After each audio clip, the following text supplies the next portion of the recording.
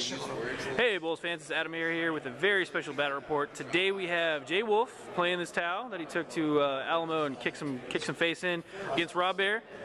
Spiky Bits man himself down here for Wargamescon in Austin, and Rob's got the first setup here, so let's just run through this list real quick and I'll do some backfill in the back here. So Rob, take us through your list, man. What do you got? Alright, so I got Kenny from Next Level Painting let me borrow his demon army here, so we got Say hi, Kenny. What's up, guys? Next Level Painting right there. All right. So I got a squad of Plague Bears here, just chilling out. Then we got a Great Iron Queen one. This is a Cromlech miniature.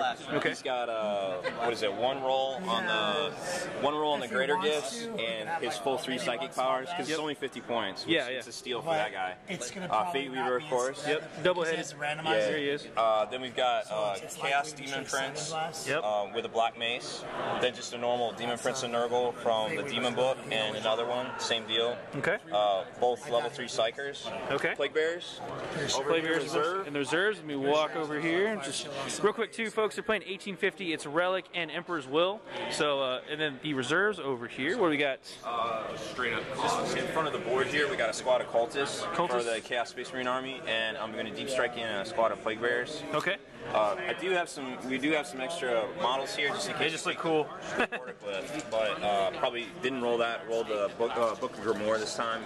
So again, you are running double. You're running Chaos Demons and Chaos Marines. That's how you're able to get all the Nurgle all the time, right? Chaos Space Marines as the allies. Right on. So primary attachments, Chaos Demons, secondary. Yes. Gotcha. Yes. Cool. And that's the Emperor's Will objective right here. Yep. And then there's Relic. Jwolf's setting up his Tau here, and in about 2 seconds, I'm going to walk over there and get a little detail from him about his arm. So real quick too, I wanted to point these out because I think they're really neat. Rob, tell me about these cards you have here, man. All right. Well, these are kind of reminiscent of kind of like the War Machine stack cards. Yeah. Where basically you just kind of use a dry erase marker, just kind of roll the dice for whatever greater gifts you have, or psychic powers. Sometimes you get an extra wound depending on your greater gift. One, and it's just kind of general keeping track of your stats and your models. Really smart way to keep track of everything, bookkeeping, and also keeps you honest. Yeah, because you want to. With demons, there's so much bookwork. That you really want to represent your stuff correctly to your opponents. So I've got all these like tokens I made up, just some little prototype things, just some stuff we might be doing in the future. So check out Spiky Bits for more info on that stuff. Plug. So yeah, there we go. We go talk to Jwolf now. All right, now we got Jwolf here. He has gone with the French tactic. I believe it's called Castlaying. I don't know. Hey Jwolf, so what do we got on your list, man? All right, so we got the Tuscan Raiders. We got some Fire Warriors. We got some more Fire Warriors. We got some. That's 2 squads of Fire Warriors. 2 squads of Fire Warriors. Two squads of Fire Warriors. Dose. Yeah, we got Pathfinders. Pathfinders are hidden here. Another squad there. Drones of Doom. Drones and guys with guns and more guys with guns. And a bunch of guys with Jwolf's tires, kid. He's got missile broadsides. Yeah. Stealth suits, fusion flamers. Plasma. Long strike. Bravely. In the back. Yep. And the rip. What is this thing? This big guy. Oh yeah, that's right. That's the riptide. Okay. So that's pretty much it. Again, they're playing Emperor's Will and Relic's in the middle. Jwolf's Emperor's Will is right there. We'll see what happens. And give me 1 second because I think they're about to roll. Jwolf's rolling a sneeze. He got a 4. no sneezing. No sneezing on today. All right, so we're about to start turn 1. Rob's got 1, and it is on. Dice are going. Wargamescon. Here we go. All right, middle of turn 1. Rob just finished up. So real quick, Rob, walk me through. What do you got? Okay. Well, I got a bunch of good psychics off. I got a couple of iron arms on some good things. I know that there's a giant wall of meat there. Yeah, and then just kind of swooped everything up forward. And, so real quick, psychic powers breakdown real quick. Okay, well, I cast Grimoire True Names, so the Fate Weaver has a 2-up rerollable and vulnerable save right now. Gotcha. I got Endurance and Iron Arm on this Demon Prince. Fire Shield is a 4-up invulnerable save, and it does damage if you actually charge him. Gotcha. Which I don't think he's going to be worried about that. No. And Endurance. I can't see what I did on this guy. That guy looks like he's got Iron Arm +3 as well. So. And some of these guys have a reroll already from their and a 3-up save from the Greater Gift. Just depends on which one. So this basically was like, I got to get there quick, big wall of meat, and see what Jwolf does. I targeted some Pathfinders, but didn't kill them all or run them off the board. So, all right, cool. That's it. And everything else looks like these guys moved up to try to get in there objective-wise. Cool. So Jwolf's already moving out. I'm going to get out of the way. Alright guys, bottom of turn 1, Jwolf just shot the piss out of some guys. How many wounds did we do here? This guy made enough to live. The Black Mace guy did not make enough to live. Okay, so that was pretty much all you did, right? Yeah. You shot the hell out of him. That's pretty much all I did. Yeah. It was very important though, because the Black Mace one would have wrecked everyone. Killed my whole army. Killed the entire army. So now he lives to turn 2. Let's see what happens. He killed me every single. Alright, so the top of turn 2 is over now. Just a real quick recap. These guys moved up here. The big guy walked up here, cast some spells. What did he throw? Iron Arm, he tried to... Actually, he didn't have range. Yeah, at the start, he was back here, so... Oh yeah, he Grimored Fate Weaver. Fate Weaver, yeah. He couldn't do any maledictions because he was out of 24. Okay, and then these guys deep struck over here. Yep, they're good to go. Lost a guy to that, yep. But you actually did some damage this time. Yeah, I mean, it stayed in the air, vector strike, killed some crew, killed a... Killed 7 crew here, yeah, got one of the broadsides out, I don't so know that's if cool. I missed if he passed his leadership or not. Yeah, no, he made it. Yeah. 6. He made it. He's good. And So, but the giant monster wall here flew over there, did some vector striking, do some fireballs. It's all good stuff. So yeah, that's pretty much it. cool. All right. So the bubble wrap of Jwolf continues, and try to survive another round of shooting, huh? All right, here we're starting. Bottom of 2. One side note too here, the big monster flyers over there, they have Iron Arm, Endurance, a bunch of stuff going on over there as well. So they're actually in a pretty good shape to survive a round of shooting if it goes according to plan. They're all flying right now, so they could get grounded. It's gonna be messy. It's a lot of dice. We'll see what happens. Alright, Internet, the bottom of Jwolf's turn 2. Basically, he popped out over here. He shot up that one of the demons, killed him. Fate Weaver's okay. This guy's okay still. The Riptide completely whiffed. Jwolf rejiggered his line here to block gaps and stuff to prevent the charges. This squad hopped out over here and totally plastered that entire Plague Weaver squad. 48. I don't even want to count it. It was ridiculous. So, some hot rolling and some not so hot rolling from the Riptide. Now it is top of 3. Let's kick it over to Rob. Just a little in-game note here. Rob and Kenny, Rob from Spiky Bits and Kenny from Next Level are fiendishly plotting how to get to Jwolf with Joe Cherry in the way there. But Jwolf's sitting back, sitting pretty. That's about as relaxed as he looked all night. It's kind of funny because that bubble wrap is just working. The castle move with the Tau. Yeah. So anyway, yeah, it's been fun in games. So we'll see what happens. Alright, so Rob's turn top 3, or M3, whatever. So Cultists came in. Yep. Those Plague Bearers still hanging out? Yeah, they're just chilling. Okay, these Plague Bearers moving up, getting the relic. Fatty moved up, got on the relic there.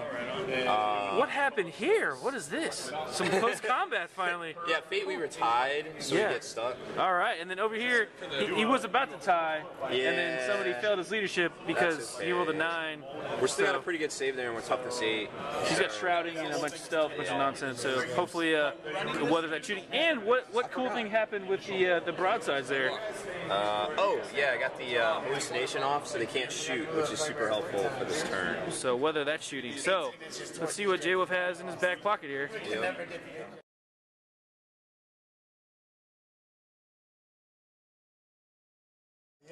All right, so over here on Rob's turn, so break it down real quick. What happened to this Demon Prince? Lost him to the Overwatch. The Overwatch charge. Because I failed the Endurance. So yeah, early on you had Iron Arm fail, but you rerolled that one. Went off, but then the Endurance didn't go off, and that cost you there. And then just ridiculous shooting, of course, from all the extra overlapping lanes of pain. Over here, the demons are making babies. That's right, kids. That's how demons are born. You did smash the 2 crisis suits. Yeah. You were trying to roll low to stay in combat, but rolled high enough. Matter, like John said. Yeah. So now they're out in the open. That's why they're making babies. So. Well, 2 re-rollable and super cover. Yeah. We'll see. Yeah, you got a shot. Got a shot, and then those Plague Bears are hiding out. Probably going to go for a late game steal. So Toughness 8's good. Toughness 8. So yeah, we'll see how the Tau go. And I do want to mention one thing too. He did get hallucinate off on the broadsides, but he rolled a 5 for the effect. So they ended up punching themselves, which most of the time that's bad for Tau. Or really for anybody, but not for those guys. There was 1 strength 10 hit, and he ended up killing 2 drones out of that whole squad, punched themselves. So it actually worked out because then he was able to shoot back with the ridiculous covering fire. So anyway, Riptide's moving out. Let's see what happens. All right, so Jwolf's turn. He shot everything up again. He put the Great Unclean One there has 1 wound left. He has put a circle of drones surrounding the Great Unclean One and Fate Weaver there. The Riptide moved up right over there, shot one over there. It's just shooting and moving. The way he moves around is just ridiculous, folks. Also, up in that building, those guys hopped up there. These crew have been running from over here all the way over here, going for the objective there. So yeah, Jwolf hopping around. It's loud. Here we go. Okay, Rob, so break it down for me real quick here. You guys have the relic in the building, it looks like. We have the relic, yeah, it's right here around the corner. It's right there, but just kind of positioning to try to take us out. Oh, we didn't? Yeah, over here, let me tell you what's going to happen real quick. The Fate Weaver's going to smash one guy. They might fail leadership, but that doesn't really matter too much over here. The Great Unclean One has 1 wound right now. They, yeah, it's messy in the middle. I was just talking to Larry. Big Red, say hi. Hello, everybody. Big Red and I were just talking. So tell me what you were saying about stabilizing the center real quick. Well, it seems kind of interesting because what we have here is we got the relic going back and forth in the center. We have the objective back here. Those crew are probably going to make it. Yeah, for sure. And the Tower doing everything that they can to just try to stabilize the center and fight off these Daemon Princes. But and they're having a hard time doing it. But that Daemon Prince is down to 1 wound. Yeah, Great Unclean 1 wound. Unclean One's tied up there forever. But the question is if he can stabilize it, all this firepower that he's been pouring to the center, if he can stabilize the center, all of a sudden, all these SMSs are just going to switch over, and they're just going to just make annihilate these guys, squads just disappear. So, but the thing is, too, it is turn 5, bottom turn 5, so it is random game length right now. So, we'll see what happens. Riptide's going to drop a bomb, so yeah, here we go. Alright, so in a weird twist of fate, Fate Weaver actually won that combat, but everything else exploded. So the Great Unclean in the middle is dead, the Plague Bearers got chopped to pieces. It was just, Tau did what they do. And see if the game ends. Here it is. 5. The game is still on. It is the top of 6. If this was a Shark Tank, there would be blood in the water. The Sharks are full-on frenzy mode right now. The Tower just moving up, just like Larry was pointing out earlier. Just stabilize the center, and they are just going for blood into the backfield now. You hear that, folks? Center, good to go. Now it's backfield blood. So it's actually going to be nasty right there with the cultists, and those crew have that. So it's a bad day to be a cultist. Yeah, that Riptide versus cultist. I'm going to go with Hufflepuff. Alright, so basically the cultists ran over here, calling and scraping, exactly. Fate Weaver flew over here, killed 2 guys? I think it was 2. They're hallucinating. But they are hallucinated and they can't move, and he went to ground too, so yeah, we'll see what happens. I mean, I don't know how he's going to score the objective, and he can't see Fate Weaver because this building does not have any windows on the bottom, as you can see right there, folks. So, Jwolf has got to do some more of his Jwolf magic where he dances around the board and does some stuff. So we're going to Tau, bottom of 6. So Jwolf real quick is still shooting, but pretty much wrapping up. The cultists there bit the dust with all of that firing. Not surprised there. Over here, Jwolf moved out to fire at Fate Weaver. Did 2 wounds, so 1 wound down to Fate Weaver. Then the last one, just shuffling right now. Rob, do you want to roll to see if the game will end as soon as he finishes moving? He's got 7 that way. Yep. Yeah. Here we go. On to 2. Game is over. Tiebreaker goes to Jwolf. I believe so. Well, they're going to count it up here in a second, but I think he's got it. Anyway, pretty rough. It's actually 2-on-1, and Jwolf said 4 hours ago. Rob walks up to him and says, "Hey, Jwolf, I need to play 2 games with you just to let's test out." You know what Jwolf said? Okay, I got 45 minutes. 4 hours later. 4 hours later, they wrap it up, and it's not because I'm a slow filmer, folks. I'm just saying. I think the bottle had something to do with it. But anyway, it was a pretty awesome report. I'm gonna get some afterthoughts here in a second, so stick with us. All right, we got Rob and Kenny here. Basically, it was 2-on-1 with Jwolf. It was a good game on I like watching it. So, just a couple quick questions, guys. Overall thoughts of the game. Kenny, you go first, man. I feel like I learned a lot.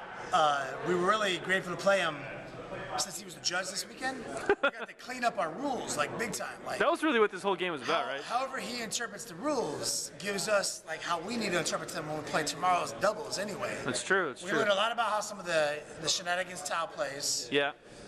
We learned a lot about how we play together because we've played together in many team events. Cool.